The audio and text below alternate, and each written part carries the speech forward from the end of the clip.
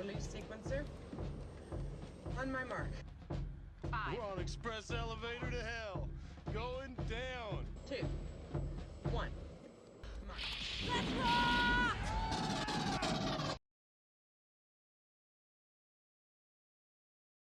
Welcome back to the Resupply with me, guy next door. Me, pre-Nats DK. And me, Fan. Bringing you your semi-regular double tap of all things Space Marines and Laserforce, specifically the last double tap before this year's Laserforce Internationals, which is pretty damn exciting. Pretty exciting. Is everyone excited? You guys look excited.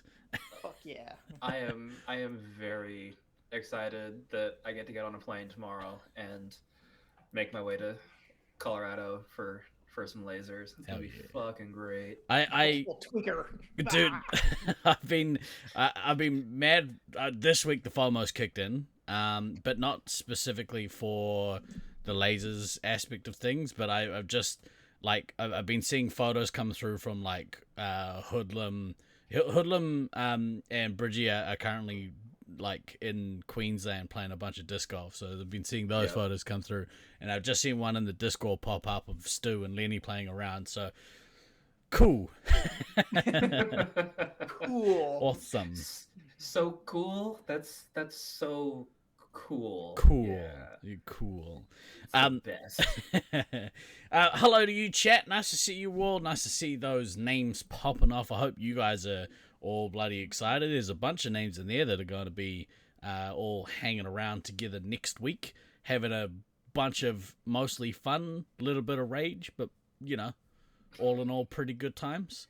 Well, they all came here to hear the only podcast that does any kind of team ranking or Nats preview in the universe, because definitely no one else has thought of this idea.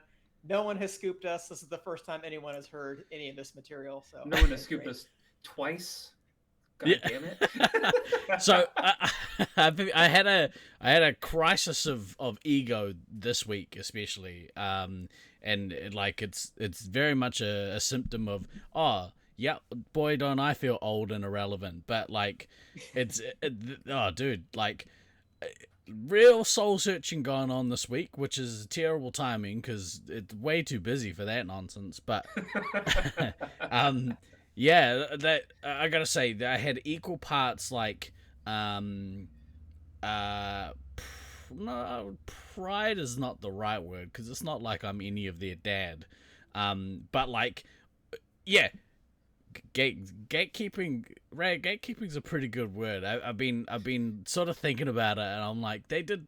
Okay. Out of context, for anyone that hasn't watched hasn't watched the other podcast that went up this week from the Loveland Laser Tag channel. I think it was from Loveland Laser Tag. It was. Exclamation point something in chat. I think it's exclamation LLT in chat. I mean, you can try it. It might work. Probably not. Boom. Hey, there we go. Oosh. Go watch those prediction pods because they are very, very good. Yeah. Too good almost. Yeah, I you would don't say. need to watch this one. Yeah. I keep having to tell myself, I'm like, look, you gotta just remember why you do these things. It's because you like it. It's not really because of much else. Because you like hanging out with these two and talking about stuff. But they are way better than what we do. So More content is always good. Bro, have you watched ESPN? They'd say the same thing 50 fucking ways true. in like 8 different segments throughout the day. So That is true. this is pretty minimal. Where I got to I think though we're fine. was I think we're fine. I'm happy. I'm happy at like more than happy. I'm stoked that like high quality content is getting pushed out to our scene. Like you said, like the more content the better. It's awesome. I just had to check my ego a couple times of like, hey, you don't have to be the best at everything, just as long as you're enjoying yourself, which is how I approach the game of Laserforce these days. You don't have to be the best at everything. Only the things that I actually care about. That's right. Well, had Yeah, your no- old been in Colorado yet? Good question. Yeah, because we're not, and we'll be there tomorrow, right? Yeah. It's fine. It's cool. Well, and I mean, you Timing. discussed like being proud, even though you're not, their dad or anything like that. Which, like, just if I can make a quick, like, summary announcement to the rest of the chat, because this is Laser Dad DK talking. This isn't Happy Fun Time DK. This is the mature-ish adult in the room, just being like, let's everybody just take a little deep breath. I'm in about 8 different group chats and discords that are all related to Nats, and we're getting to the point where people are starting to freak out a little bit. Yeah. Because it's getting real. Because it will be okay, guys. Everybody take a breath. I know all of you guys, not me, especially not this year, not me, but the rest of you guys, you've worked incredibly hard. Everything looks amazing. The schedule's done. All of the stream stuff is like about to go off, and it looks amazing. All that stuff's going to be good. The stats website's constructed. There's not really that much more that needs to be done. Like, we don't need to overthink this. We don't need to overthink this. Just go play, have a good time. Let's remember why we're doing this. We're all doing this because we love the game of laser tag and we love the laser tag community, and that's what this event is about. So let's not let all the other distractions and stress and bullshit take away from that. Let's remember why we're all here. Everybody take a breath. Remember, this is good times. This is happy fun times. Happy fun times. You know what? I think soul searching is important when it needs to be done, and like, when somebody, because I'm highly competitive, me personally, You really? I get like when in like a peer or someone that I'm in competition with, which is not really a thing, but it's how your brain fucking fires. When they do something that's awesome, it makes you reflect like, oh, why aren't you that awesome? Which is dumb. Like it's such a silly thing to happen, but it's it is what it is. But it got me thinking, like it feels like it's kind of the reason why there's this, with some older players, there's the feeling of, oh, the scene's dying or whatever. And I think it's because we are so our initial instincts is to not want to give up any control to those coming through that can potentially do things better, or like we aren't young men anymore, really. Like, we're not old, but we aren't the youth. And Or solidly and not a kid anymore. yeah. But yeah, I think it's important that, like, and not just for not. I'm not speaking just about, like, content stuff and all that stuff. I'm thinking more about the scene as a whole. Like, I think it's important that we don't gatekeep, that we don't, like, grip too hard on the reins, because, like, if you let other people who have way more stamina, or different viewpoints on how to do stuff, take over, or implement some of their ideas, it can make everything way better. I think maybe as we get old, we worry about becoming irrelevant. So fuck, we getting real deep. But Well, I'll come back to that point later, because that same Yeah. kind of thing about the kind of fear of turning irrelevant kind Yeah. of definitely came up when I was listening to one of the other pods. Not in a bad way, but just as like a self-examination type thing of what's going on For sure. psychologically. it's good Yeah, though. Yeah, definitely, it's like for all the soul searching that we're doing here, like Luke with the hosting, and Aiden and Nolan and Snuffles all getting on that pod, and just the four of them just riffing through everything, and stepping through reasonings on everything. Like, those were two very good listens. Mm-hmm. Real as good. far as that goes. Now, was I did I have a moment of mild upset when they did the update pod that dropped like yesterday? Because I'm thinking, okay, cool, there's been some changes, therefore we're gonna hit our pod on Friday, we're gonna and we'll cover the injuries and it'll be cool. And then they drop that update pod, and it's like, Shit. They're probably Damn doing it. a third one right now just to fuck with us. Yeah. more than likely. But yeah, it really is just so fucking great for us not to be the only voices that are in the room. Because, I mean, let's face it, we can talk. We like listening to hear. We like listening to hear ourselves talk. We like I listening, like to listening to hear ourselves. ourselves talk. Fuck, Almost that said cock. sentence was fucking terrible. But it's good when there's more voices that are out giving their opinions about things. 100%. And the if it doesn't threaten us in any way, shape, or form for other people to be doing that type of content. We were still here first. Like, we can plant our flag as we can plant our flag as, hey, we're the original. The last defense of the old men. We were here first. Correct. Get off my Exactly. lawn. Correct. But goddamn, did I really enjoy listening to both of those pods. Same.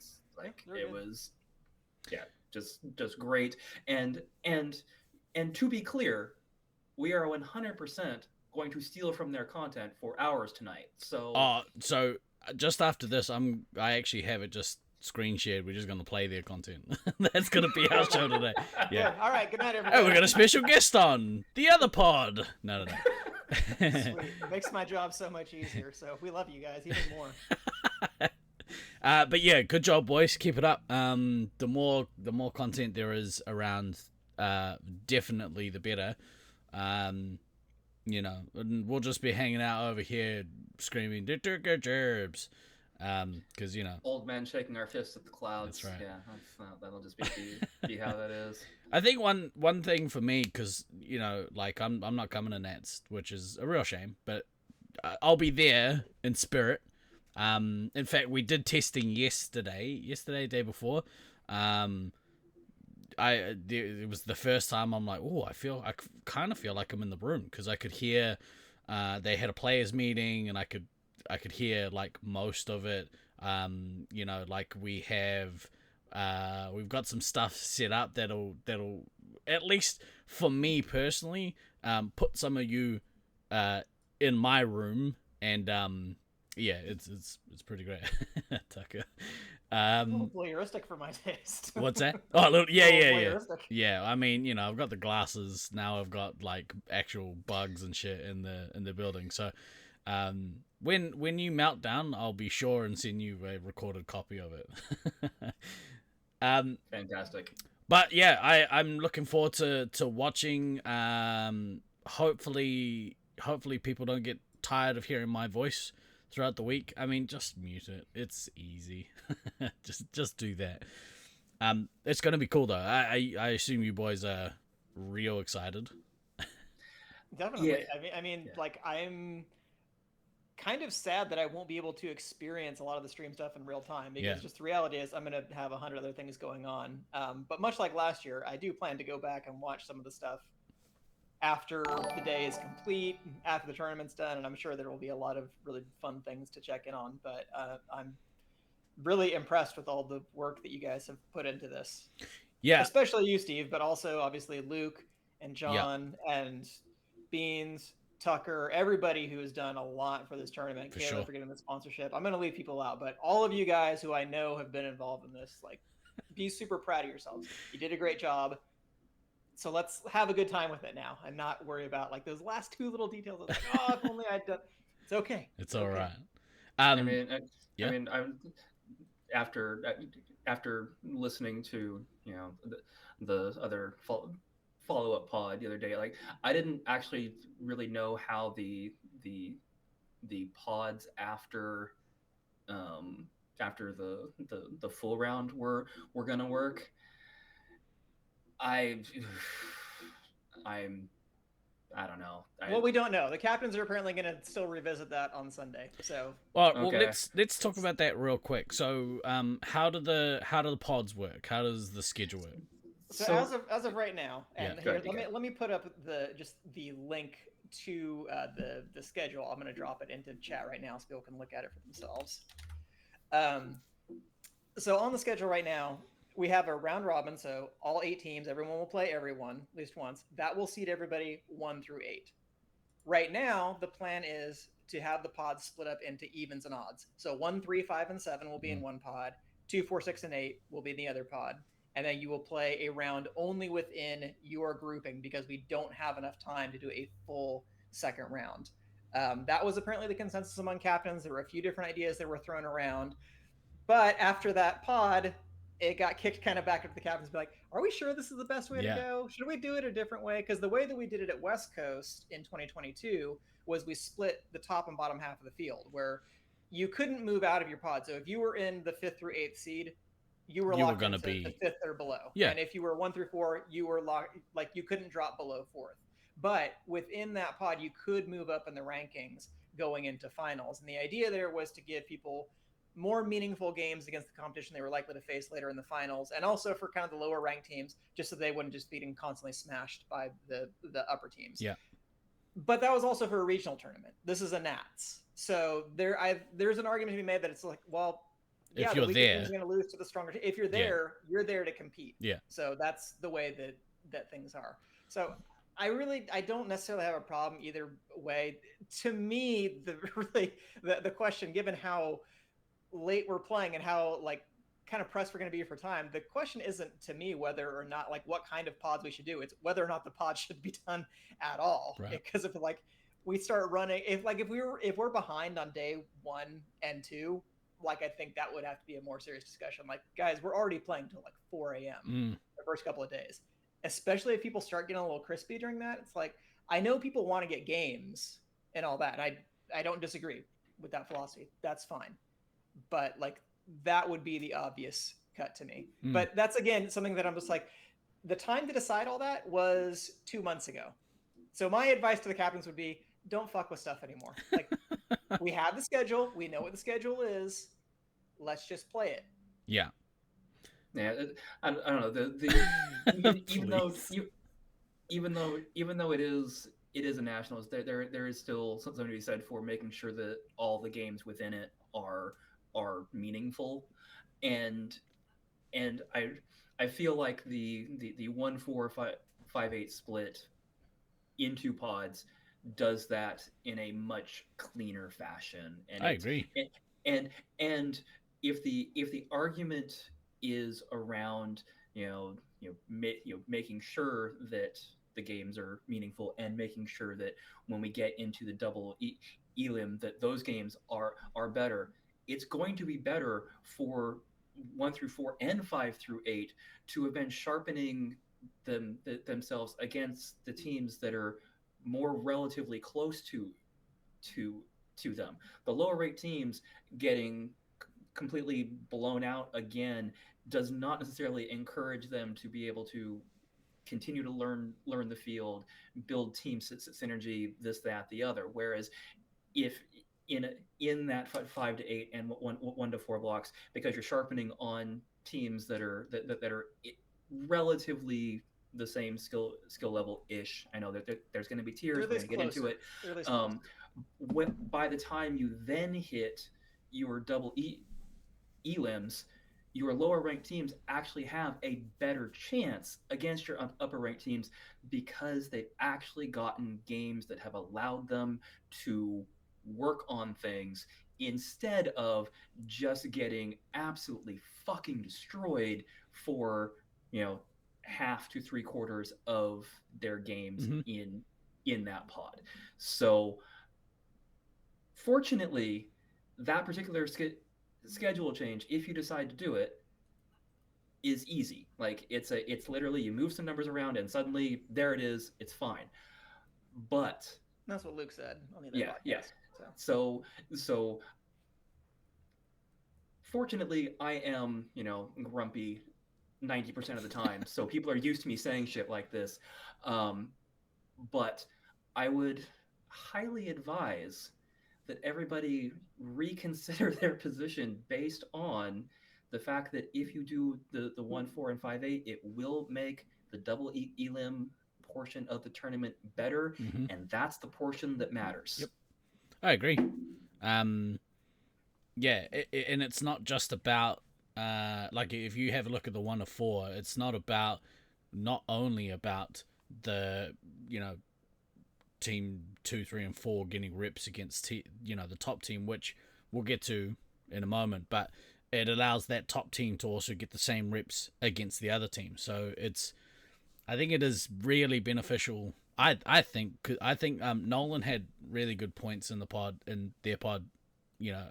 about the benefits of playing that 1 to 4 and 5 to 8. I think that's a better way to do it, but I'm not going, so who gives a fuck what I think? Yeah, and like Glader says in chat, he's all for more teams. He's all for less teams getting stomped. It is part of the game, and it will happen. Of course. Yes, I'm not saying that it's not going to, but let it happen in the double elim after people have pretty much had a chance to do the thing. Grack, what if teams sandbag for 5th? That is a real fucking dangerous strategy. No, and again, you don't want to do that because you can't get higher than 5th seed. If you say, like, your points that you get in the pod play only count for determining your seed within from your 5 to pod. 8. Yeah, that's right. It's only going to shift you in there. There's no benefit to sandbagging for 5th.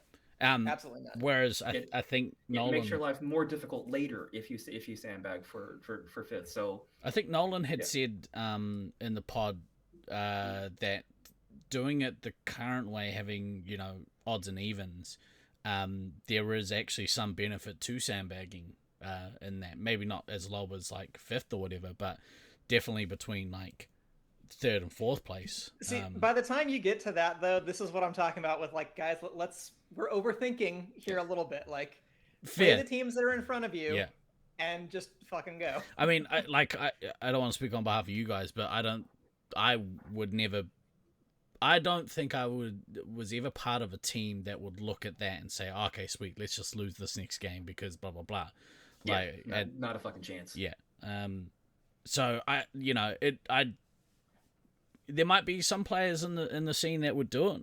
I wouldn't know who they would be, but yeah, it's probably a moot point because I don't think many people would actually have that kind of thought process. So, anyway, the overarching takeaway here is 1 to 4, 5 to 8 pods are the superior choice, and we should do that.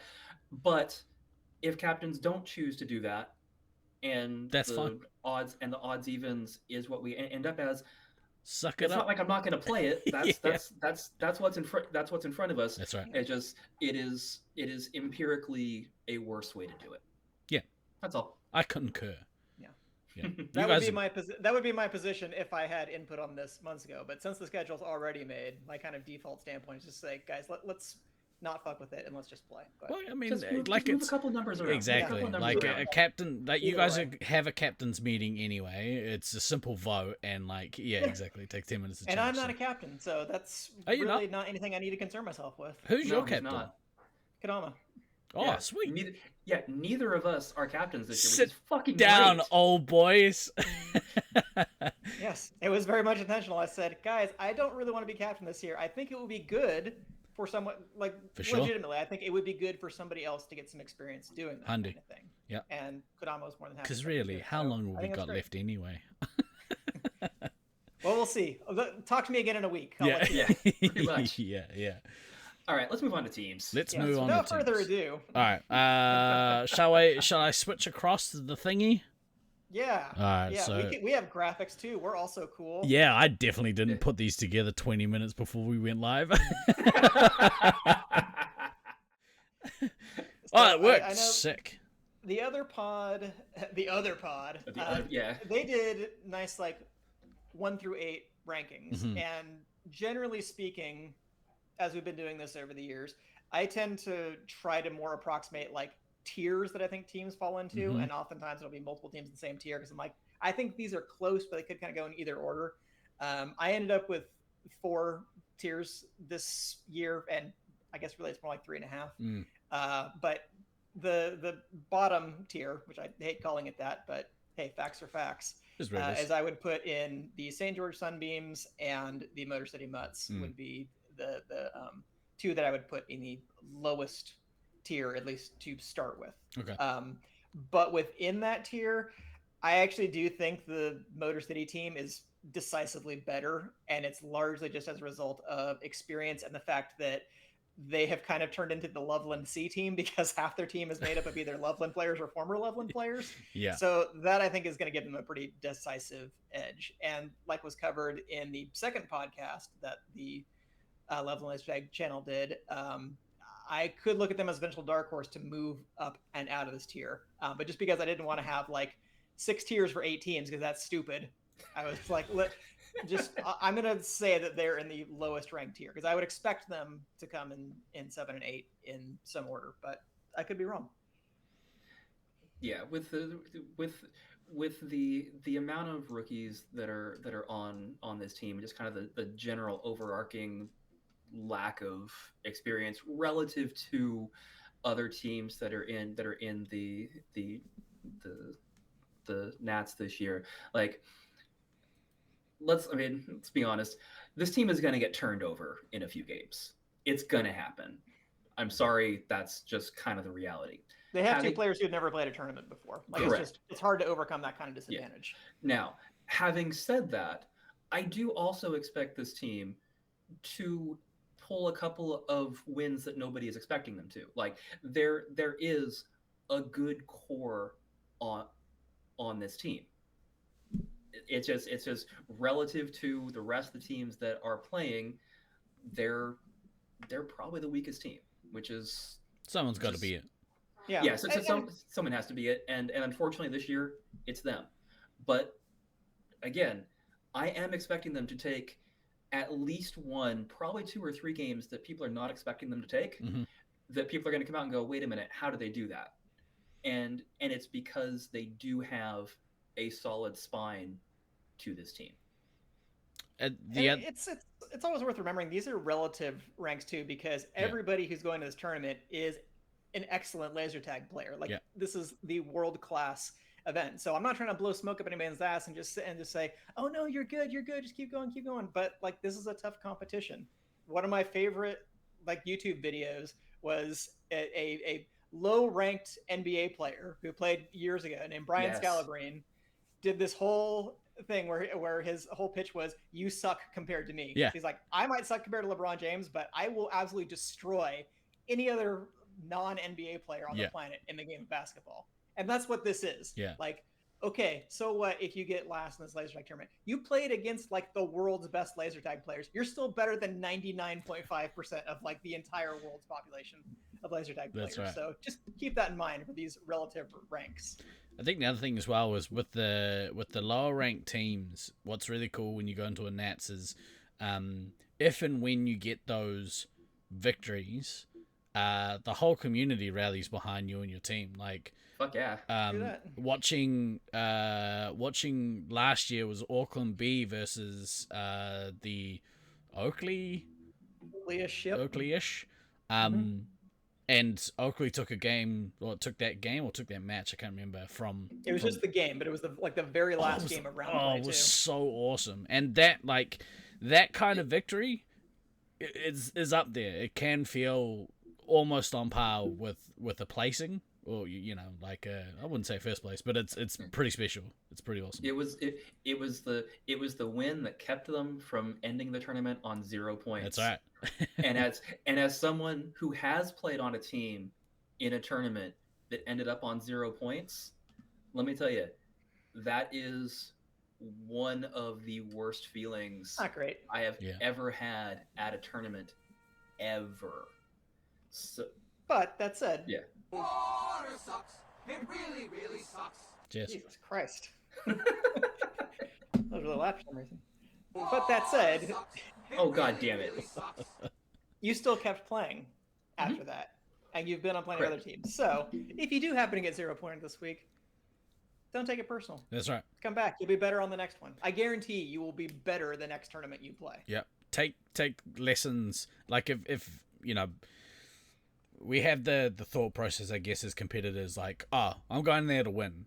And that's okay, but also have some goals. Like, have some actual realistic goals in mind. Like, okay, we might not win, but let's have a point total goal, or individual goals, or whatever it is. Like, have some goals that you want to try and achieve during the tournament, and you'll achieve something. Even by going to the tournament, you've achieved something. So just and this team carry that with you. did get stronger, in my opinion, with, unfortunately, Jakurovia had to drop out, but I think the team has gotten stronger by tossing Grack into the mix, because she does bring, I think, maybe more tournament experience than anybody else who's on this team, other than maybe El Diablo.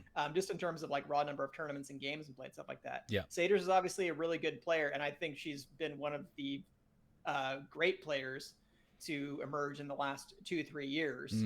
But it has only been in the last 2-3 years that she started playing, whereas Grack's been playing since like 2015, 2016. Billion years.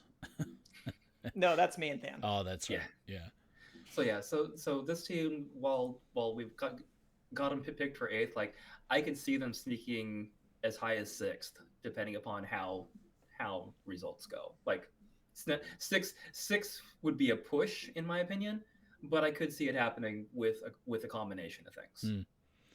I've only really seen, I guess now I've seen like 2/3 of this team play tournaments. I haven't seen Vulcan or iMathis play.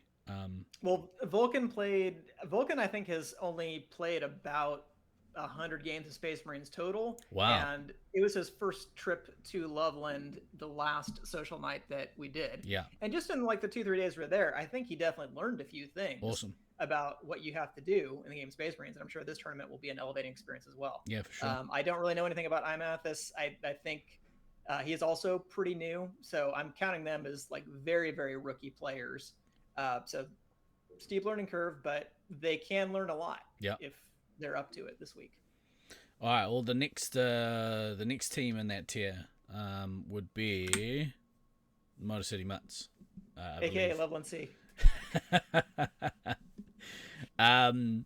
Now for me, like I've obviously Disco Stu and Rhea both hold very special places in my heart. I've seen world champs. Yeah, world champs. I've seen a little bit play a little bit, but But the other three, obviously Lizzie coming in very last minute, but Phantom and Blackout are locals. Well, Phantom was a local. Oh, She moved a few years ago. I don't remember exactly what the story was, but she still has a fair number of games and did play with Loveland teams on Nat's teams prior. right. So she definitely has tournament experience. And Lizzie, although she's not played a tournament, I did have the chance to play with and against her in the last social night we did at Loveland. Yep. And she's like brand new. She's just learning Space Marines, but I think she has really good instincts. Awesome. Like she does the right things in Space Marines game. Like she understands the kind of basic thing where I tell some new players, hey, can you help out? Can you help lock down this area? Some new players interpret that as I need to go to this area and I just need to stand there. Yeah. It's like, no, that's not what I mean. What I mean is like use that as the focus of your attack, keep other players out of there. And Lizzie seemed to kind of intuitively understand that. Knew to be aggressive, to go out to score points. Like when she was playing Commander, she was like, hey, should I go nuke? And so she has those kinds of good instincts. So I think she has a good skill set to build on. So she's a good pickup for this team. And I think she will also learn a lot this week. Good disc golfing pedigree in this team as well. Solid disc golf fundamentals. That's right. Yeah. If we were doing a disc golf tournament, top 2 team right here. Yeah, this is definitely a team that with Stu and Rhea has like they have a deep level of experience and knowledge, which will come in handy in terms of dealing with the mental side of the game this week. I mean, and that's always something that we constantly talk about is the mentality of the team, and if you rise to the pressure or if you get crushed by it. This is a team that has players that have been there, done that, in as much as they have a world championship. They were your champions in 2019, so they've been there, done that. They understand tournament pressure and how to kind of roll through that thing. Sorry, I had a thought and it went That's fine. right You did out. me. Yeah, 100%. So I'm not necessarily concerned about this team from a mentality standpoint. It's more a similar concern to the St. George team in that it is a hybrid team. You're trying to throw 3 sites worth of people together and figure out what's going to work and what doesn't. And while again there aren't any bad players on this team, overall, there are teams with more skill in the higher tiers. So yeah, they're picked 7th. Again, this is another one that I think their ceiling is 5th or 6th. Again, I wouldn't be surprised to see them in 5th or 6th, depending upon how things break and how things go. But again, like with all these, somebody has to be towards the bottom, and right now, based on relative everything, that's kind of where they land. This team has an uphill battle, but the second that you let up against this team, they're going to punch you in the mouth. And Correct. You're going to have 100%. Rhea and or Phantom and or Blackout completely pooping on your resupply if you leave them alone, because Correct. you're just like, oh, whatever, we don't need to guard our resupply, we're just going to go out and attack them. Like, they have the personnel that they can devastate you. So, like, they need to be taken very seriously. Glader, with the way these teams are mixed in terms of experience and lack thereof, keen to see how quickly the newer players will advance. Yeah, same. Especially, in that short amount of time, right? Like from Monday to Thursday. Just see Baptism by fire. Yeah. And, every time that I'd gone to Nats, like back in the day when we were still sort of coming up, we'd come back to our home sites and absolutely smash the shit out of everyone for about a week or so, because you're still in that Nats mindset. So it'd be cool to see if they can kind of go back to their respective sites and kind of keep the growth happening. It would be kind of awesome. I think I'm kind of rooting for this team to take some games from some of the higher ranked squads, just to kind of give the middle finger to anyone who kind of doubts them. But it's in play for sure. Yeah. Yeah, I think that's actually one of the things that I'm most excited about this year is even the teams that we're putting into the lower tiers again. So somebody has to be there. That's the way rankings work. Even the teams that are in these lower tiers have the potential to take games. There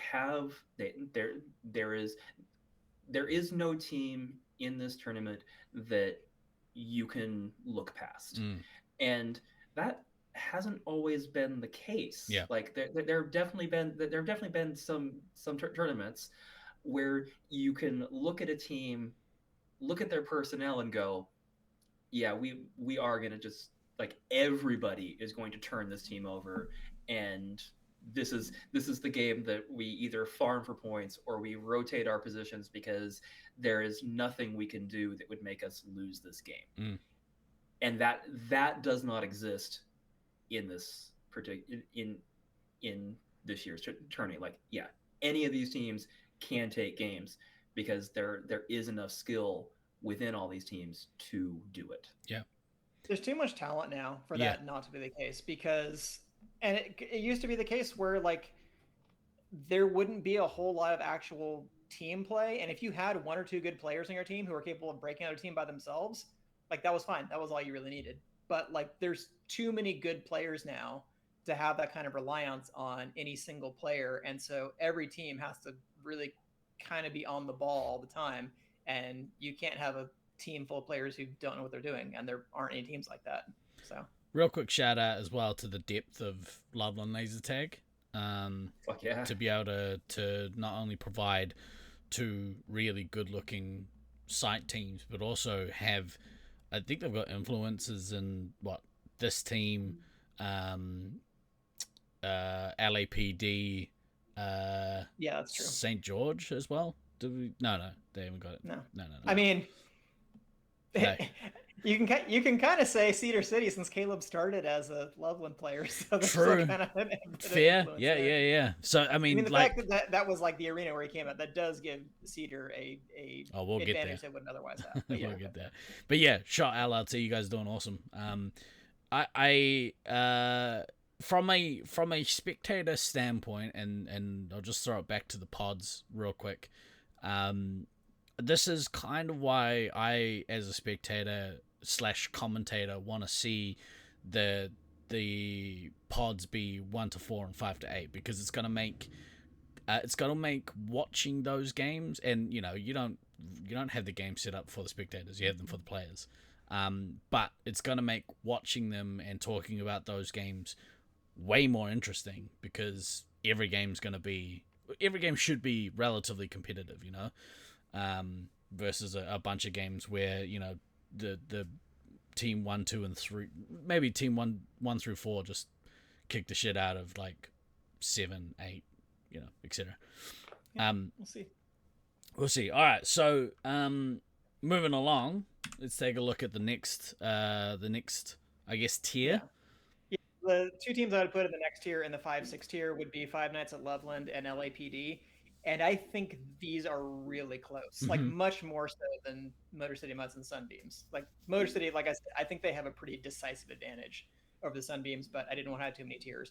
This tier, though, Five Nights at Loveland and LAPD, I have seen them play against each other, at least most of the team. Like they've run scrimmages against each other, and they are close. They are good, close games. So I don't know that you can necessarily go wrong sort of putting these in either order, somewhere in the 5-6, and either of them is capable of jumping up in the ranks. Like they could end up fighting into the top 4 if things break right for them. And part of the reason for that, well, I'll discuss momentarily. But I think these two teams are pretty close. They have similar level of talent. LAPD has more experience. but Five Nights at Loveland has the home field advantage, so we'll kind of see how that ends up shaping out. Yeah, having gotten to play a couple of games with Five Nights at Loveland, not the last extended members night we did, but one of the one before that. Like this is this is a team of rookies that have been sharpening themselves against the Loveland A team, and the Loveland A team's comment is that, yes, we can beat them, but we have to work for it. It's not like it's not like we get to just go in and have our way with them. Like they make us work for it, which is really what you're after from your B team. You want your B team to be able to push your A team, because it's good for both of you. This team has a lot of talent, has home field advantage. I think we've mentioned this on previous pods. My only real concern with this team, and having them in sixth, seems, it may not seem fair to them, in quotes. And I agree, they could, things break right, they could end up in that third, fourth tier. My only concern is how this team is going to deal with Nationals pressure, because none of them have been in that environment yet.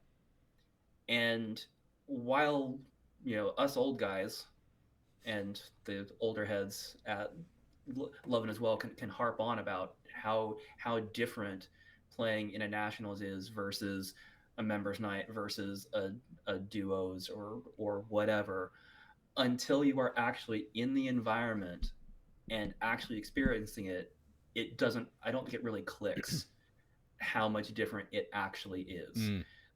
So if this team can maintain evenly for in the week, they can definitely take games off of everybody that is ranked above them. I have no doubt of that whatsoever.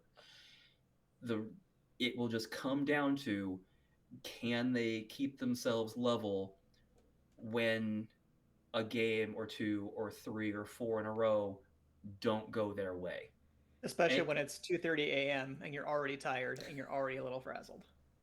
Yeah. Oh, that's so shit. And just to give some quantitative data on that, because I don't know this for a fact, but I could definitely see maybe some newer players listening to some of these pods and being like, oh my God, you guys keep going on and on about how Nats is so different. Ooh, Nats is so different. It's so much harder, blah, blah, blah. Just to give you an example of that, like if you look at like rankings of players and you look for a tournament at the top players and you look at MVP rankings and things like that, even really, really good players, like players who are the best at their sites, when it comes tournament time, most of the time, like MVP averages are down, like, and not just a little bit, but like 2, 3, 4, 5 points in some cases from what people are averaging on social nights. Yep. The games are harder because the competition is that much more. And because people are really playing as a unit, they're talking as a team. They are doing things you just do not see on social nights. You see it every once in a while, but the tenor of games is just so different because people are able to make adjustments from game to game, and they're actually talking about things and scheming them out. So, like, I saw this in the 2017 Nats, for instance, where it was like, we won pretty much all of our games except for the games that we played against Brisbane. We got lots of elims. Even so, most of the players on my team, who are all excellent players in their own right, were ranked, like I said, 4 or 5 MVP points below where they perform on a typical social night setting. Yeah. So that's just like some cold hard facts to throw out there right now, is that people by and large are not just like smashing the random games like you sometimes see at social nights. There are a few, like probably when the top ranked team plays the 8th seed team, it'll be like a 6-minute elim and there will be, a heavy who has like a 37 MVP point game. But those are the exceptions. They're not the norm. And that kind of shit like doesn't happen in finals for the most part. Because I think the mindset changes during the games. Like you for sure. I don't think about MVP obviously a lot. But yeah, if your mindset changes from just get a good score to we have to win this game, yeah, it can shift the focus a little bit. Yeah. The other thing that you don't really see at like members nights is you don't have the best players all on a team every game all night. You know, that doesn't Correct. happen. So Mhm. that's why Nats is so different, because it is the best players on a team every game in their best lineups. Like it's brutal. Yep. One thing with this B team, so I was thinking about it, and like Nats, I think is always better when there's a really strong B team that comes to play. And the one that I had in mind, aside from like the Brisbane B team, because That doesn't count. they are an A team in any other arena. They just have such a high quality depth chart there. But the one team that comes to mind is the Detroit B team in 2018 Nats. Exactly what I was going to mention. Yeah. 19. 19, sorry, 2019, yeah, yeah. 2019. You know, they were a really high quality team. I think, did they end up coming third? They did. Yeah, that's They awesome. got in the top 3. And I would imagine that they would attribute that to the fact that they got to sharpen their skills against the A team every week for, you know, months and months. And by the sounds of it, Loveland LLT has gone into this Nats all in. They're all committed. They're all looking for the same goal, and they want their site to have a really good showing across the board. So this is another team I'm real excited to watch.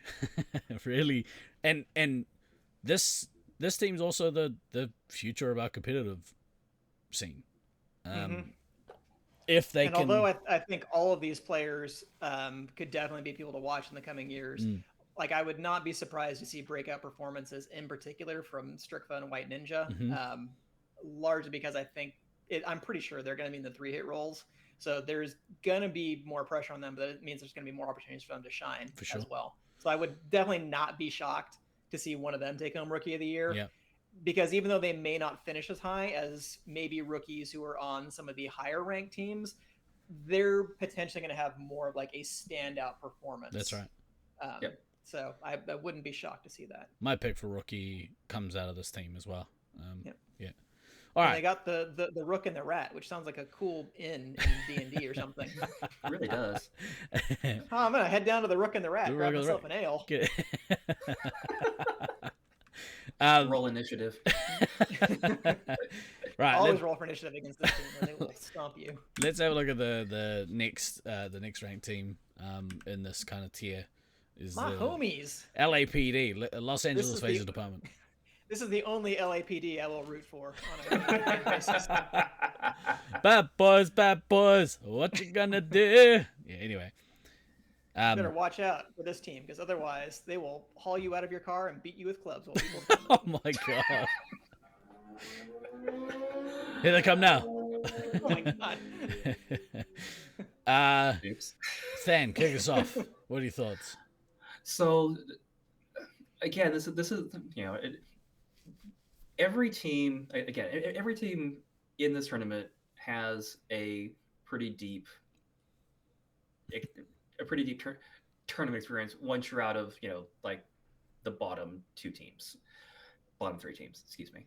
And you know, and this team, no exception. Like you have an entire team of players that I don't think there's any rookies on this team. Maybe Poopy's, I think, is technically a rookie when it comes to. He's never played a Nats, but he has done but he has tournament experience. other events. Okay, so I mean, you've got you know, a member of last year's World Championship team on this team, and you have and then you have 5 other players that are all also very solid players just in general. You know, you can say that Odin is the impact player on this team. Snowflake can be, but he's a little more hit and miss for me in that regard. Odin's definitely the impact player of this team. Yeah, Odin is their elite Yeah. tier player that they have. Yeah. But everybody else on this team is very, very steady in their play. You know, maybe they're not going to give you, at a 9 or a 10 every game, but they're going to give you a solid 6 and 7 every game. They're not going to have, play at a 10 one game and then at a 2 the next. Everything's going to be very, very steady. And when you have a team that knows how to play as a team with steady players, that is a recipe for upsetting other teams. Like this is a team that will be difficult to break down, and there's enough attacking weapons that while you're having problems breaking them down defensively, their attackers are going to be giving you immense amounts of shit, and potentially breaking your back line. Sure, they're ranked expected to finish a 5th. Sure, fine, cool. Again, this is a team that if things break correctly and if other things break badly, could dark horse their way into a grand final. Like I firmly believe that they could dark horse their way into a grand final if things go certain ways. Now, would a lot of things have to go certain ways for that to happen? Yes. But it is possible. Like it is 100% not outside the realm of possibility. I think the biggest thing with this team is just going to be establishing an identity and having well-defined roles, because this team has a lot of versatility. They have a lot of different lineups they could run, but in some ways that's also kind of a drawback, is they don't necessarily have a clearly delineated like just alpha lineup that they can run right out of the box. And that it's like some of the teams you look at, you're like, I'm like 95% sure these are the roles they're going to run. Yeah.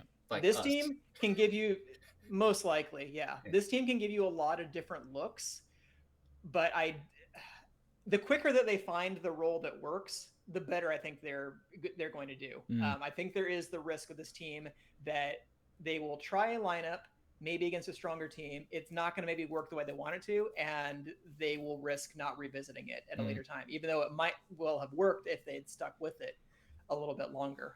There is a weird kind of paradox, I think, when it comes to building teams, that on the one hand, you want flexibility. You want players who aren't confined to like a single role.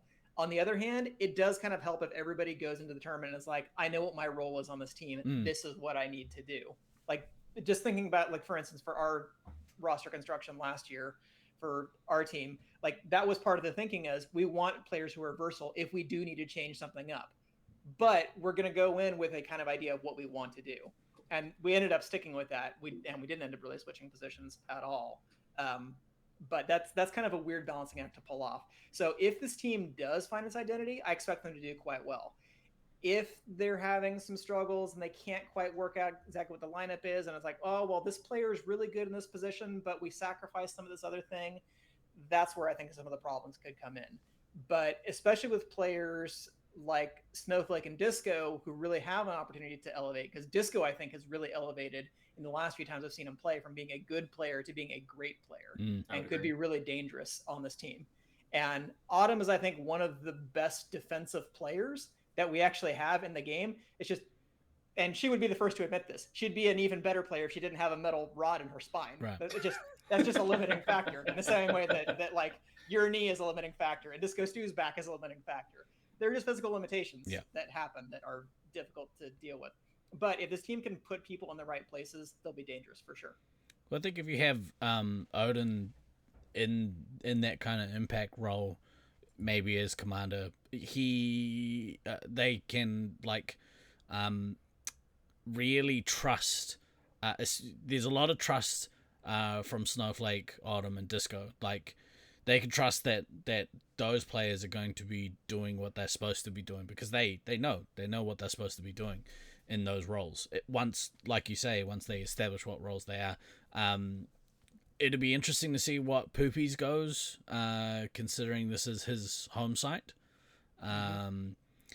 Yeah, I if it was you guys, what would I'd be interested to hear your take on what you would put these players as. Literally, the only thing I have locked in for this team is Odin's going to be a 3-hit. Right. Other than that, I literally think like pretty much anything else up for grabs. I would be. No, I can't even say that. I would be surprised if Manette or Poopies ended up running as the other 3-hit. Right. But I could make a case for any of the other players. Yep. Like I wouldn't expect to see Automatic Commander. If she plays 3-hit, it's probably going to be as heavy. Yeah. But I mean, Snowflake is a really good 3-hit. He plays both the defense and the offense really well. I think Snowflake is a really underrated player. I really like what he brings to a team. Given the small sample size that I've had watching him play, but he's very good for sure. Yeah. He's quick with his shots. He has very good mechanical skill. Yeah. I think it's just kind of the consistency and the game awareness that it is occasionally, I don't even want to say a weakness, but it is like not quite at the elite tier. But it might make a difference playing on a team like this with people who have kind of a little bit more of that built into them. So if you can give him some directive and tell him what he needs to do, like the time that I had him on my team in St. George, that was just the thing, is if you could get him focused and tell him what he needed to do, he was great at it. He's I think not a stationary player, if you will. No, definitely not. That's a pencil joke for all of you out there. Yeah, it's a good team. A lot of upside with this team. Really, really interested to see how they do and whether or not they can take games from kind of the next team. Unless you guys have any more thoughts on this one. I think we're already an hour in. I think we should get rolling because we still got half the field to go through. Sweet. Well, the next, the Syracuse, we've gotten the next kind of in that fourth place spot at the moment. Yeah, now we come to what I would call the wild card tier, because I have Syracuse in a tier by themselves, because this team to me is a complete wild card. Yeah. I could see them making the grand final. I could see them dropping to 6th place, depending on like what happens. I think 4th is a reasonably good estimate, and I think the Loveland pod that kind of had their aggregate ranking in 4th, that's about where I would expect, given one, the level of talent they have on this roster, which I think is considerable. But then measuring that against the experience, the level of talent against the 3 teams that we haven't talked about, like I would say that they're at a bit of a disadvantage compared to those teams, but they should, if things break right, have an edge over the other 4 teams that we've already talked about. And this team would have been even stronger, obviously, had Beans not broken his arm like an idiot. It's unfortunate. It is unfortunate because, I mean, while Wookiee is an okay player, I mean, he's not a mug. He can play. I mean, he's a good player, but I'm sure Wookiee would be the first to admit he's not Beans. Well, very few people are Beans. Thank God. Well, we spent a bunch of time singing Beans' praises on the Hall of Fame episode we did, which if you'd like to watch back he's episodes. An elite tier player and has been for a long time, and it is an absolutely huge loss for him not to be. I would be shocked if he doesn't play a couple games. He'll play a couple. Just to keep the streak alive. He's in chat saying, he's definitely playing at least one game. But I would not expect miracles from him, though. Yeah. Like, even if he plays, I doubt that he's going to be at the level that he was, say, at last year's Nats, just because I wouldn't be. I'd be tentative about that arm. Like, I would be guarding that arm 100%. Super hard. I'd be like keeping it like tucked under myself and, just trying to shoot with one hand, I guess. But it's still an incredibly solid team. I mean, like, everybody on this team has Nats experience. Jackal's only played the one Nats, and he just played Armageddon, but Jackal is a very good player, and he's young and he's quick. And youth is something that this team could use, because this was a young team when I first played against it, 13 years ago. Oh, God. But now, obviously, but they still have some really solid players. Like, I'm never gonna go in and think that I can take it easy against like Cody or Lenny, because they will absolutely run you over the second you don't give them all the respect they deserve. This team, I think, also similar to LAPD, they have a lot of flexibility in what they can do. but it's a question of, are they going to find their identity early enough, and are they going to make the adjustments to the field early enough? Because they definitely have the kind of the least experience in the field. Now, half of them have played a Nats in Loveland before, but that was like 9 years ago. Literally 9 years ago. So really the only person with recent experience in this field is Cody. But that said, Cody did really well in this field.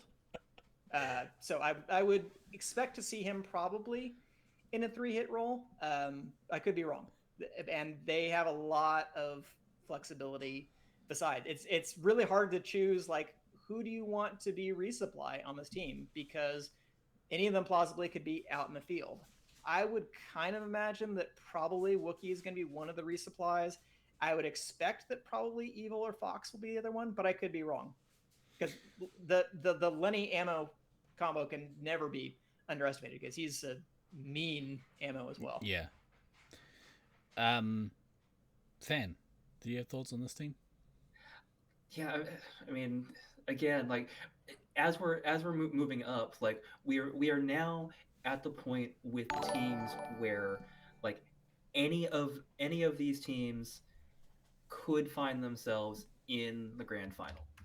Like we have hit that part of the rankings, and that's actually like really kind of exciting that there are legitimately, in a field of 8, there's really like 5 teams that I can make really good cases for being able to get into the grand final, and a 6th team I might not be able to make a good case for, but I can make a case for. So literally 3/4 the field, you can say, you know, if certain things happen, they could get there. I mean, that's pretty fucking great. We've reached the point where it's like, it wouldn't be a complete shock if any of the teams we're talking about from here on forward were to make the finals. Just quick question, because I don't think I've met Fox in real life before. Not yet, anyway. That's crazy. Yeah, but does he normally look like John Turturro? Yes. It does. Awesome. I just noticed it now. I've been looking at these images kind of for the better part of a month. Well, then based on a picture, I think it was because he has a very similar hat to one that Ducky wore last year, but there was a picture that Disco Stu posted when we had our disc golf tournament last year in Auckland, where I thought he was standing next to Fox for a second. I was like, wait a minute, Fox wasn't there. Like, oh, wait, that was Ducky. I was like, oh, I never realized Ducky and Fox kind of look alike in the right light, especially if they have that same hat. Yeah, right. It's all in the hat. Yeah. So yeah, I mean, again, you know, beans for Wookiee is a loss in terms of in terms of overall team impact and skill, and again, that's not a slight against Wookiee. That is just an acknowledgement of what Beans does bring to the table. I can hear his ego swelling from here. That's his arm, bro. Oh, well, okay, ego, arm, whatever, same thing. So yeah, this is a team that I think again is going to pull some surprising games out, but also has the potential for just having a complete and utter just brain fuck one game and dropping a game like in the stupidest manner possible. Yeah. Hopefully not. The old The old stereotype about like, oh, well, Q struggles in multi-floor arenas. Like, I think that's kind of been debunked at this point, to be honest, because it's like they finished in the top half of the field in Detroit. They almost came third. I think they did come third in another Detroit tournament. They came in third in the Loveland tournament in 2015. At least a contingent of partial Syracuse players came in third in SAC in 2017. So they will make adjustments. But when you're in a field where most of the other teams have 4 or 5, maybe all 6 members who have 100+ SM5 games in Loveland, some of which probably have like close to 100 games of SM5 in Loveland in the last year, it's just going to be a question of how quickly they make those adjustments. If they make the adjustments quickly, which they, I think, are capable of doing, then yeah, I think they are probably as talented as the other 3 teams that we're going to discuss. That's the only question mark for me. That's why I consider them a wild card, and I'm not really comfortable putting them in any of the other tiers, because I'm like, they're in a fluid state, so they could move up, move down tiers. I'm not sure what's going to happen with them. It's just a question of how quickly they adjust, how quickly they find their identity, what roles they're going to do, and if they're able to adjust to the arena quickly. Because there are some things in the Loveland arena that have a very steep learning curve behind them. I think this team might be really heavily effective, more so than most, about how the pod, that second round pod format is. Because on the one hand, if it stays as it is, and if we are on the money with our rankings, then they end up playing, probably in a piece themselves, Five Nights of Loveland and St. George Sunbeam. So, if they finish in that fourth spot, which would actually benefit them quite a bit, because they could put some like less pressure reps in as a team, getting used to the maze.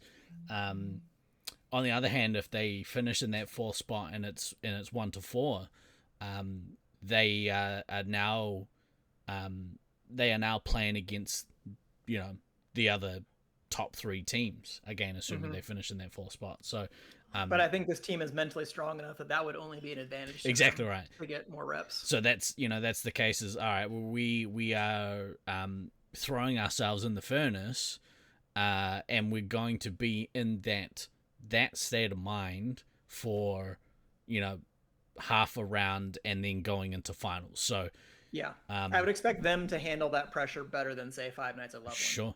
Like Five Nights at Loveland, they may have a great round. They might end up in that fourth spot, but having to play against the other 3 top ranked teams, yeah, I could see that also being detrimental for them if they feel a little bit run down going into finals. So yeah, that's one of those interesting tournament wrinkles that could come out. It's gonna be really interesting to see how they do it. I'm such a shame. I was so excited to see Beans in this lineup. You had said Glader, but you can see this team having an explosive collapse at least once. Possibly. After watching sort of Cody, especially last year, I thought Cody copped a lot of shit, and it was unwarranted shit from outside sources. But I thought that he handled himself really well last year, and at least externally, and at least for me, I mean, I've been sort of in and out of comas since then, so maybe I'm not remembering it correctly, but other people had different ideas of what he was supposed to be doing, but Cody did what his team asked him to do. Yep, and I thought he did it. Him for that. He did it really well, and I thought his attitude, I thought he held himself pretty well last year. So I think, given the amount of experience on this team, maybe it's more important now that he steps into a leadership role, with the absence of Beans. But we'll see what happens. I can't wait. I can't wait to watch them play. I was really looking forward to watching Beans. Their very first match is against LAPD also, so I think it's going to be really interesting to see. Delightful. I mean, absolutely delightful. I would call, I'd call LAPD to take that one purely from they've already got the advantage of having reps in the maze recently, so that's what I'm saying. But it wouldn't shock me if it's LAPD wins their first match against them, but then maybe Syracuse comes back with a vengeance the next time they see them, whether that's in round play or finals or whatever. Yeah, I mean, I think again last year against the USA East, which had Beans and Cody on that team, them versus Auckland A, those flip-flopped kind of. They were close games all week, so I think we'll get that out of them and versus LAPD especially. Right on. I'm really excited to see those games. Hell yeah. I'm also excited that that Beans will be joining my team for most of the week. Stream team, baby. Stream team. Yeah, at this point, it's myself, Scythe, and Beans running shit from behind the scenes. So that's a good team. Nice. That's a good Stream 3. team greater than Dream Team. Exactly. We'd smoke those fools. All right. Next team. On the docket, we got Cedar City Sentinels. So now we're getting to what I would say is the top tier of the tournament, and I would put the remaining 3 teams all in the top tier. Yep. So Cedar City, Inner Peace, and Loveland A. I think that all of these teams are very plausible finals candidates, and that really any of these teams is capable of winning the tournament. I would say within that tier that I would consider Loveland A to be the favorites, just as an odds maker. I have aspirations and hopes of overcoming them, but I think that any neutral observer would have to look at them and say that they're the favorites in the tournament.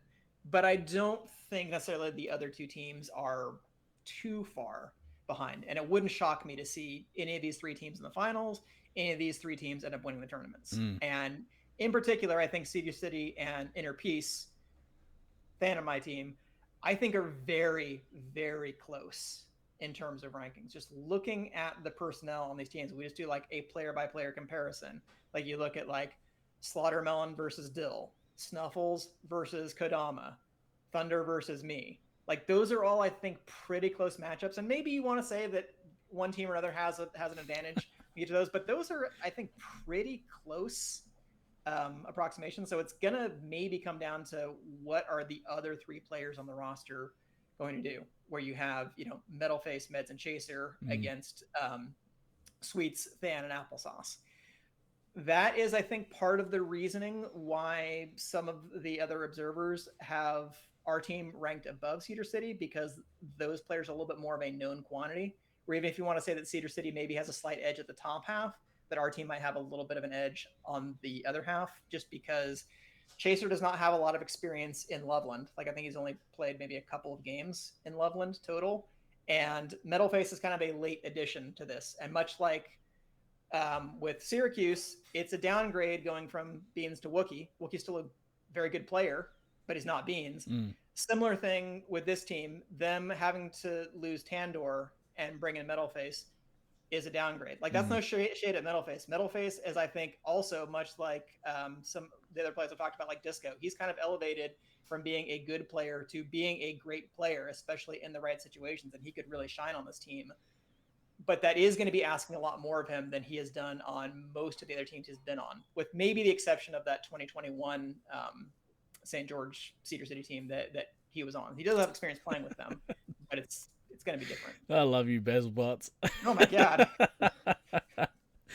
The Basilbot invasion is back. Yeah. This would be a really interesting tournament that Basil's not playing in to still see them sing his praises. So, I because of how the message came in. I saw you. Reflex banned. Yeah. Reflex banned the account. Yeah. Like, oh, it's a follow bot. It's like, oh, no, it's a More Basil like bot. That's Bandicil bots. I that's why I said what I said as quickly as I said it, because I saw your face go, oh fuck this. That was awesome. You took Glady, you took this team to have a podium finish. Yeah, it'd be surprising to see them not finish in the top 3. That Thunder, Slaughterman, and Snuffles pedigree is huge. And Glady, you are right. You are right to have a little bit of PTSD from seeing them on the same team, because really good players. It's going to be insane.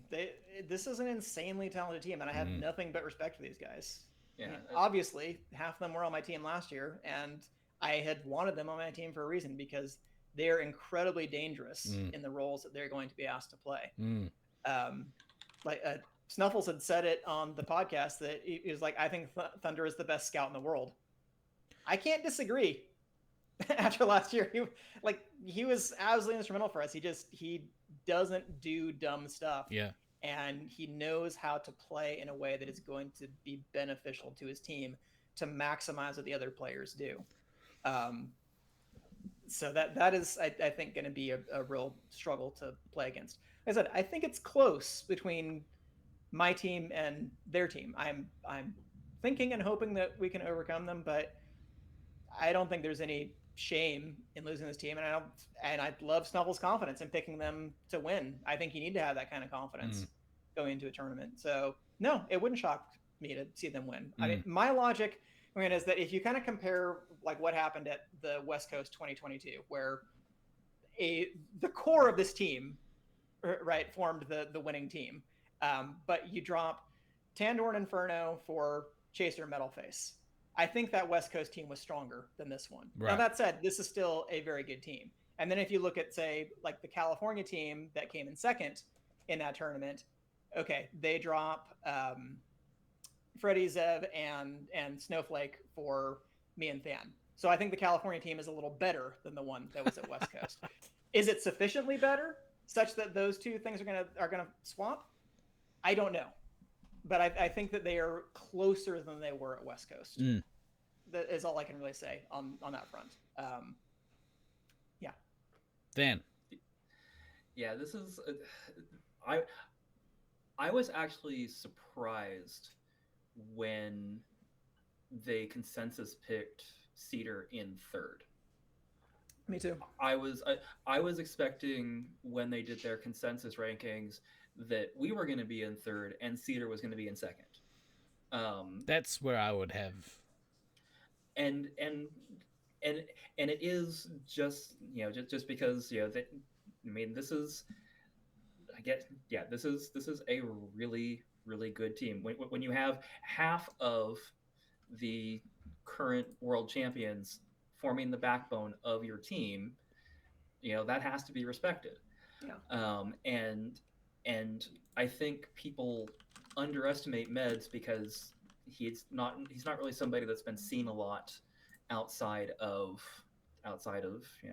home site stuff, but he's real fucking good. Just straight up, he's real fucking good.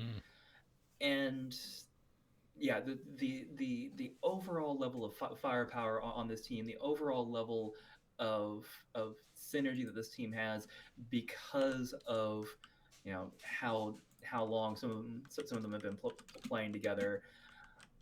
Yeah, it is going to be a mission fighting this team. It's going to be fun, but it is going to be a fucking mission. Yeah, I'm really looking forward to our games against them. I think they're going to be a real chess match. I think we're going to see some really high level play. I think we're going to see a lot of interesting adjustments that need to be made. But this is a scary team. And I too was also surprised they ended up being the consensus pick for third rather than second. I don't know, again, if it has to do with that kind of relative flip flop, that it's like the California team that came to West Coast is maybe a little bit stronger than it was, and that Cedar City team that ended up winning that West Coast is a little bit weaker than it was, if that accounts for that or what. But this is a great team, and they really don't have any weaknesses other than maybe Chaser's lack of experience in the field. But I think he's probably likely to be medic and is going to be given a lot of guidance from other members of the team. So I don't think that's really going to be like an Achilles heel for them at all. Anybody who thinks that it's like, oh, well, if we can just, get in and break their back line, we'll be fine. You ain't breaking that back line. They're going to make adjustments.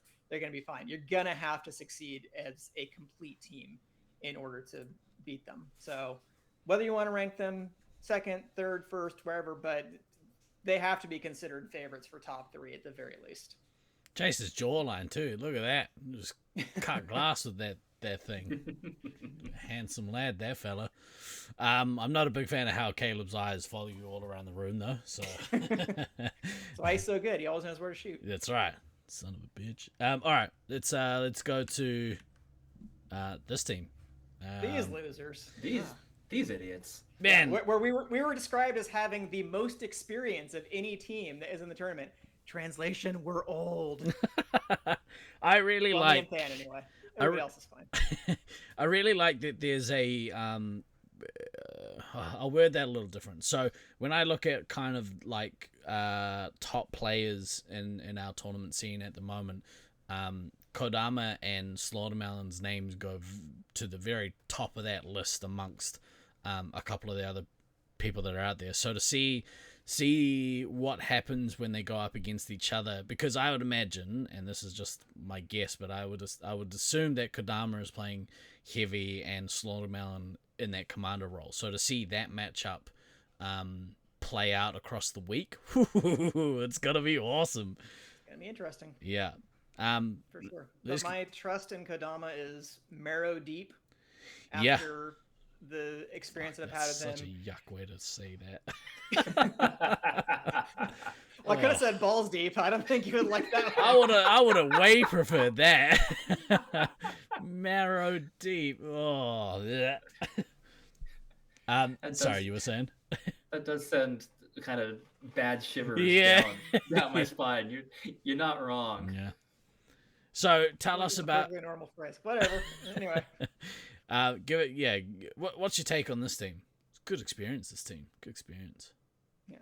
Well, honestly, like I only discovered this last week that I didn't realize Dill had 2 accounts, and he actually has across the 2 almost 5,000 laser tag games. Which is almost as many as me and Than. Aha! You didn't think we were gonna bring up how many games me and Than have? Guess what we did? Oh, how many games do you guys games. have? So like my thinking going into this is that really the wild cards for this team. Like I have absolute confidence in everybody on this team. The only question marks are, one, I haven't really played with Nolan, and he's maybe going to be playing a slightly unfamiliar role depending on exactly how we break this down. And Dill hasn't played in a tournament, I don't think, since that West Coast. Correct. Which, given the level of experience he has, I'm not really all that worried about it. I think he'll make the adjustments very quickly.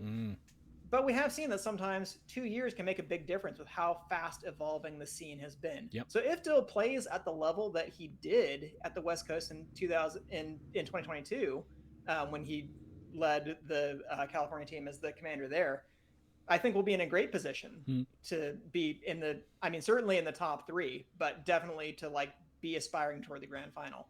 If it takes a little bit longer to adjust, it's going to be more of a battle for us. So if you're looking for question marks on the team, those would be them, I think. His height, too, is such an advantage in Loveland Maze. Correct. And there is nobody who plays like Dill because of the physicality that he brings to the table, and it makes him so annoying to play against. I'm so glad he's on my team because I don't have to worry about him. Yeah. Correct. I'm like, I get to see him abuse everybody else. This is going to be great. So I'm really looking forward to that personally. Good disc golf team, this team as well. There's a lot of solid disc golfers in this team. Well, solid disc golfers. Yeah. Yeah, so this is like my biggest concerns for this team, aside from the fact that Dill hasn't played for 2 years. My biggest concern for this team is actually me. And can I perform at the level that I need to perform at in order for the rest of the team to perform at the level that they have to perform at for us to do well. I can be brutally honest looking at myself and my stats for the last little bit, and I'm not the player that I was 10 years ago.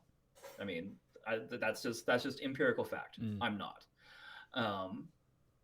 And it was kind of weird also going through LF stats and realizing I have never played a single game with or against Applesauce. Well, wow. After you mentioned that's not possible because you both played in the West Coast in 2022. So you've played games against her 100%. Okay, well then if we played against each other, we didn't shoot each other because there was nothing in the head-to-head. Well, that's very possible because I think you were both playing Resupply during the tournament. So okay, that's you might not have shot each other, but you have definitely played against each other. Okay, yeah, I think other people might put that as a question mark, but I've played Resup with both of you, and you're among the best Resupply players I've ever played with. So I'm not that concerned about. Yeah, I'm not finding your groove. I'm not necessarily like super concerned about it, but it is kind of that like back of head thing, like okay, how fast are we going to lock in, and how that plays into everything else. Glader in chat asking if my knees can hold up going up and down the ramps in that field. So funny thing about that, I did go out and buy a brace for my left knee because that actually is something that I've had some issues with the last couple of trips. Is my left knee on those ramps feels a little sloppy, and my left knee is the one that has been reconstructed. Like I don't have an actual ACL in my left knee. I have a piece overrated. I have a piece of hamstring in as a replacement. Goes ACL. marrow deep. Exactly. So I did go out and buy myself a relatively heavy duty knee brace so that I can deal with the ramps a little bit better. It's non-standard Laserforce equipment. Fuck off. Um, If so, then about half the players in our scene are disqualified from now on. You ain't never seen Trad or Bait in another tournament either. Then Yeah, I need this mobility scooter. It's it's a part of me. yeah. I'm So gonna get a so Segway. so you know, I mean, like, you know, the personal questions aside, um, yeah, like this is. I'm very excited to see what we're able to do next week. Again, I am surprised that the consensus picked us second because I would have picked us third. Um, just I would have said second because I do have confidence in this team and I have aspirations and the belief that we can beat at least one of Cedar City or Loveland A, if not both of them. Like I would love to win this tournament. obviously. Yeah, but and again, if people pick us in third, I'm not gonna rag on you or anything because the other two teams are really good. But I have the confidence I think that our team can pull it off.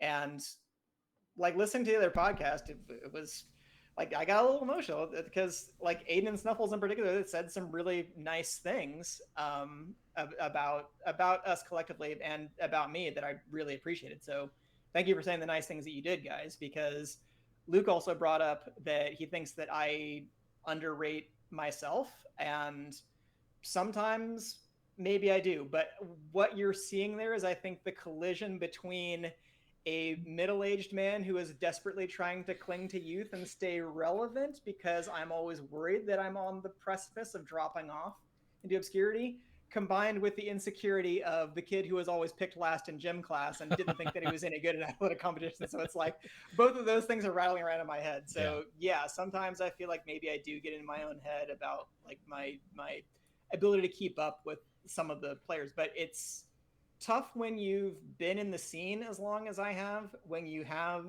had a history of being a dominant player, and when I've had dominant performances against many of the other players who are in this tournament, but I don't dominate them anymore. And it's not necessarily because I've gotten so much worse, it's because they've gotten so much better. Mm-hmm. And I'm really happy to see that. And it's great that they have become so much better. But yeah, it does occasionally provoke a little bit of a crisis of confidence. And A little bit like, of an ego response, like, wait a minute. but letting go on. of that, like that was honestly one of the biggest struggles I had last year was in being medic for a tournament, which I'd never done, and like having to have that kind of belief and trust in the rest of your team to do the things that you can't do, because as a medic, you just can't affect the game in the same way. You can have an impact, but it's not the same Correct. as what a commander or heavy does. So having to trust other players and knowing that I could trust players who I have seen evolve from being rookies to being okay players to now being elite players, like it's a scary thing, but it's also a beautiful thing. So I'm certainly proud of all those other players too. As you know, as someone who has also let's go direct, watched you evolve from what you were at a very young age, to now. Yeah, it's gratifying when you see people that you've worked with given advice to, taking that and becoming better. So yeah, Dan used to beat my ass at late night lunacy every week, and then I determined to get better. That's and good. then suddenly I could not do that anymore. So we ended up on all of my teams. Yeah, smart. You can't beat them, join them. That is definitely my life philosophy when it comes to laser tag.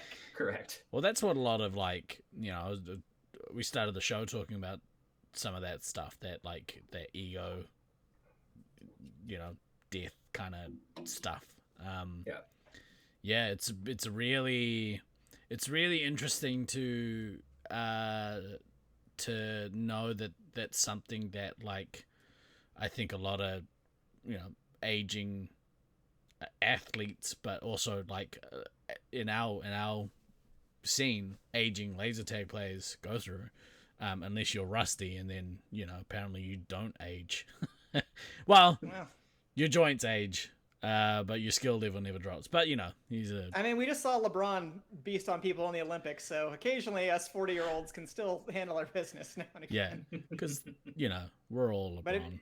if you want to look at the confidence level that I have for this team and why I think that we have a good shot at finals and potentially the ability to win this tournament, is I think that if things line up right, that people are going to consider Nolan to be in the ranks of elite players by the end of this tournament. Mhm. And people may consider Kodama to be maybe the consensus best player in the country if we play at the level that I think that we can. And people will remember that, oh yeah, Van is still a really good player. And Van, I want you to have it in your head that you're still a really good player. And Yeah. we're going to build up that confidence. And we're going to start pooping on people. Yeah, I for me personally, I already put Kodama nearish the top, maybe at the top, and it's hard when There's not like a consensus number one. There Yeah, was of when course. Scythe was just stomping on Exactly. everybody. There's a whole cluster of people in the elite level who are all like incredibly good players. But also to be considered the best, you have to go and play. And some of those players that were at the top, which there are a couple in Detroit, haven't been at a Nats tournament, or you look at the amount of Nats tournaments they played in the last 10 years, 15 years. It's not that many. I really rate Nolan as well as a player. I think he's a great player. Agree. I expect this to be a breakout performance from Sweets. So Yeah, and prepare yourselves. hopefully those first three kind of cement themselves as elite players. I'm rooting for you. I'm rooting for you, Dill. All right, let's have a look at the last team. Yeah. These guys here. These jerks. Woo. Yeah. Man, These look at jerks. that team. Look at that team. It almost seems like there's more of them. Yeah, they do have an alternate / seventh player. I mean, it feels disrespectful to call Loki an alternate, but they did add him to the team specifically because there was some concern that with being a new dad, Simply Okay may not have all the hours to devote to the tournament if something goes awry, as often happens when you have a young child at home. Not saying anything is like going wrong per se, but it's just that's a big change to your life. Understandably, that's perfectly legit. But I have told pretty much all the Loveland guys going into this tournament, I was like, you guys have turned a corner, you figured it out, and you have now the right personnel to accomplish the goals that you want to. In previous years, they have done things like they've sometimes got two in their own heads. They've divvied up their top players across different teams, which in some cases is like specifically because they were trying to train up newer players. Like at that West Coast that we played in 2022, there was no true Loveland A team. Like the best Loveland team came forth, but that was not anywhere close to the caliber of this team. This team is elite in a way that no Loveland team, I think, since the West Coast they played in 2018 has really been, especially in their home field. So for those reasons, even though I have great aspirations for this tournament, I think that this team has to be considered the favorites because it is their home arena. They've trained a lot. They have the right personnel, and they're hungry. Like they got the eye of the tiger. I can see it because that was the look that my team had in their eyes when we went into Auckland last year. And seeing that in someone else's eye, you're like, ooh, that's a little scary. They are hungry. They want to eat is basically what it gets down to. And I know over the years I have repeatedly harped on Fear Turkey in particular around like he gets two in his own head. He blows up. He's had his challenges over the years. And like it's always been kind of a sticking point when he's on a team that I have always made it a point like this could go sideways, and I said it before Auckland last year, like that he was my concern on the USA East team, and he put that to bed last year for me. Like I no longer look at a Loveland team with Josiah on it and go, ooh, is something going to happen that is going to set him off, that is going to ripple affect the team? Like, having had a couple of conversations with him this year at the various social nights, like where he is mentally now is in such a good place, and it makes me super happy. Like, I am so happy that I don't have to have that as a concern looking at their teams anymore, because quite honestly, I was really sick of having it. I was like, because he's so talented. Like, this is a talented team. Like, across the board, this is a talented team. He's maybe the most dangerous person on that team, though. Yeah, in my opinion, he is the most dangerous person on this team. No offense to Ghost, because Ghost is fucking ridiculous as well. No offense to Calkins, because he is also ridiculous. But Josiah, as Josiah goes, will so go this team in terms of attacking prowess. See, I wouldn't even say that, because I think that you have really Luke and Ghost and Simply Okay all have the ability to operate kind of at that same level. And this is another one of those teams that any one of them might be able to have a bad game. It still might not matter, because you have the other three who provide so much firepower. And like, you never want to compare people to like the great Brisbane teams of the past, because those were some of the most elite teams we've ever seen. But that was a real danger when you had like a team that had Rusty and Traj and Jared on them. That's like, okay, even if you manage to shut down one of them, what are you going to do with the other two? And that's in some ways kind of the same feeling that this team, and frankly, really the Cedar City team inspires as well. It's like, okay, say you have a good game and you manage to break Slaughtermelon, you manage to break Fear Turkey. Okay, that's great. They still have Snuffles and Thunder or Mischief and Simply Okay to throw at you. And then Ghost is also going to come back and wreck your back door. And then he's going to appear at the top of the opposite ramp, because he can just run across the field in 8 seconds anyway. Yeah. So there's a lot here. Yeah, and me saying that I think Josiah is the strongest attacker on this team is 100% no shade to anybody else that is on this team. Like, you are not wrong. Sure, if you shut down Fear Turkey, Calkins, Ghost, and Mischief are all going to make you have a bad day, and Bromley is going to be sitting somewhere supporting them, going, "Ha ha, fuck you! I'm shooting you from weird angles, and you don't see me. Fuck you." So yeah, this team is dangerous. Bromley and Tucker both. They're both that kind of player where if they're on resupply, which I kind of expect based on looking at this team, but they also have a lot of looks they can throw at you. Yeah.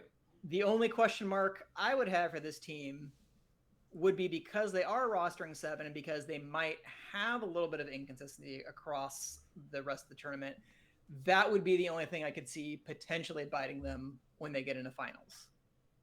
Yeah. It's not a for sure thing by any stretch of the imagination, but if they have problems, I would look at that as a reason why they could eventually have problems, is because if they don't find, like, these are the 6 that we need going into the key match in these positions, in these roles, and this is how we're going to play.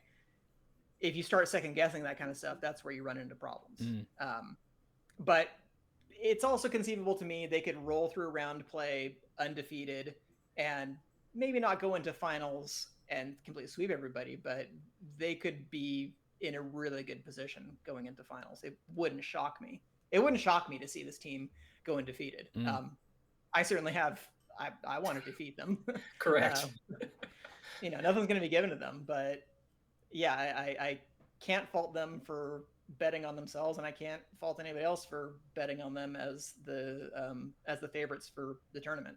I think that's just kind of reality. In the same way, I wouldn't have blamed anybody for taking Brisbane as the favorite last year, especially after round play. They were ahead, but in finals, anything can happen, as we've seen.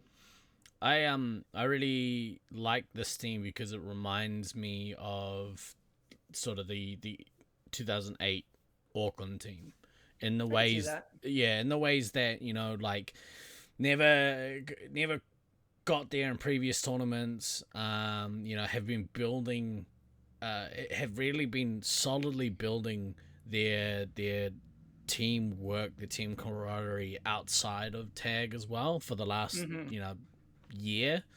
Yeah. And that was, I think that was for us one of the most important things when we won in '08 was all of the stuff that happened outside of tag to bring us closer together as a team. I think that just that alone helps grow the maturity. It helps when stuff goes wrong in the maze. You don't have the meltdowns, you don't have the freakouts, and it's okay to react initially, but they don't carry that with them into other games. They don't carry resentment. They don't cuss each other out. They don't.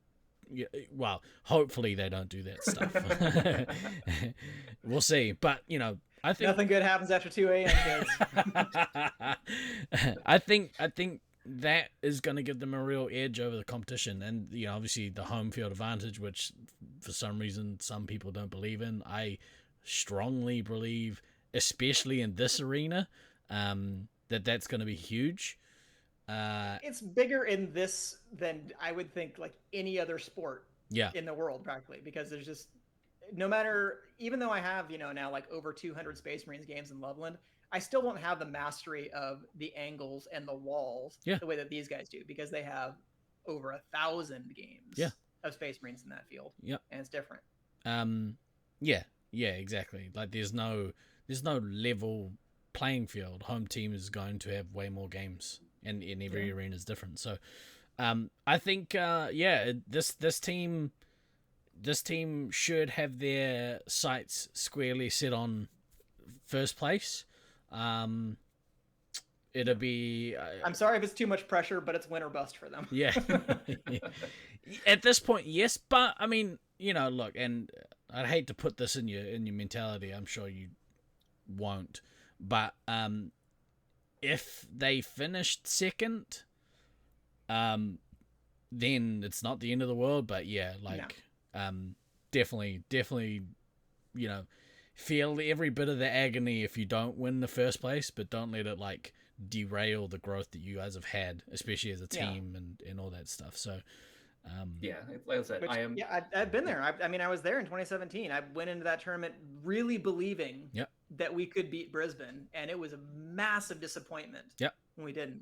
And like I had thoughts about hanging it up after that, and I'm so thankful that I didn't, because I've had a great time in all the years since then. So if it doesn't happen for you guys, please stay in, because I love playing with you guys and I love playing against you guys, and you're all great players. But I believe in you guys too. I don't want to lose, but I'll still be happy-ish for you if you win. Happy-ish, that's accurate. I mean, it's so bitter. No, again though, like again, for all we're saying, like this team is the favorite. This is a great team, and again, I am so happy that I can look at this team and go and not have that question mark about the implosion, and not point to them and say, okay, there's their weak point. There isn't one. Nah, honestly. It's if you want to beat this team, you're going to have to play solid from top to bottom. Everyone in your team is going to have to be 100% on their game, and you're going to have to work as a unit and really sit down and get your tactics correct if you want to take it down. Right. Final thoughts. So long story short, that's just to say, hey, the other Loveland Laser Tag podcast you guys did, I think you pretty much nailed the rankings. So I don't know what else to say. Get off our Kool-Aid, you little bastards. No. I think that was pretty good. Like I can't disagree with that reasoning. And really, like if you want to move any of those teams up or down, maybe a spot, I wouldn't fault you. But I don't think really I would move any of those teams more than about one spot away from where they are. Well, if you are not going to Nationals, then go to twitch.tv/Laserforce Tournament. Give that channel a follow. We'll be live streaming the practice night on. So if you are this side of the world, Monday. Do you know what time practice starts on Sunday? Is it the same? Is it like 4 or is it a bit later? Yeah, we can. That's when we're allowed to start, but we will not have exclusive use until 9 p.m. I believe. Well, we'll probably work out some kinks We'll work out some kinks prior So you to can say going kinks, live. but I can't say marrow. My kinks don't make me shiver. Well, sometimes they make me shiver. I was about to say, if your kinks aren't making you shiver, are they really kinks? Yeah, so to follow Laserforce Tournament, we'll be streaming some of the practice night, if not all of it. And then I believe the broadcast starts in Auckland around 10 a.m., which means in Australia it's around 8 a.m. Tuesday morning. 9 p.m. to midnight exclusive. Sweet. So I think that's around sort of 2 or 3ish in the Arvo on the Monday for us. We'll see what happens. Keep an eye on your Twitch notifications. We'll put, there's gonna be I say we posts take everywhere. off and nuke the entire site for more of it. Laserforce tournaments on Facebook, our Discord page of the Resupply. The Resupply channel will be rebroadcasting it anyway. So, but watch it over at Laserforce Tournament, and you can come join us with giving your 2 cents during the games. We'll be keeping an eye on chat during the tournament. Myself and Scythe are taking on the heavy lifting of commentary. There's gonna be lots of stuff. There's been a lot of work in behind the scenes, and again, shout out to all the Loveland Laser Tag peeps, as well as the wider organizing people. Everyone's done an awesome job. I think we're gonna set I don't think, I know we're setting a new bar for what coverage standards should be in our scene. So come and watch. Hopefully you'll enjoy. It's gonna be a bunch of fun, boys. I can't wait to see how you do. Us too. I'm super impressed with all the effort that you and your contributors have put into the stream. This stuff just looks amazing. It's gonna be awesome. I can't wait. And for those who missed it, I did drop into chat. I've also posted this in the Laserforce tournaments bracket, but just so we in the Laserforce tournaments page on Facebook, just so we don't have to have like a full reading of the rules and stuff like that, I have posted like a kind of points of emphasis that are common for refs and players. These are kind of like FAQs regarding the rules. Awesome. And things to look for as a new ref in the tournament. So you can use these as a resource to kind of brush us on some things, because we had a discussion about some of the points of emphasis specifically regarding stuff like blocking, because there are some areas of the maze that do get very crowded very quickly. So right. Just a few things that I've tossed out there, but we don't have time to discuss them in detail. Look at them on your own time. Are we gonna do I don't think we'd be doing recap pods during the week. By the time we're done, I'm going home. It's more about some fucking weed and going to bed. doing them in the afternoon, maybe before you guys play. But maybe not. Maybe we'll just focus on playing. Welcome to the Resupply, me DK. And me, Than. The sun's coming up. Make this quick. or as we call it, the scare ball. We're so close. It's just over the fence. We're about to get a ladder and scale that bitch. Why does a tired Than voice sound any different? Because I'm always fucking tired. That's why, asshole. He's like the Hulk. But for this, the last Resupply podcast before Laserforce Internationals 2024, I've been Guy Next Door. Okay. And I've been Than. Always remember to backtrack, kids. Travel safe, and we'll see you next week. Ka kite anō.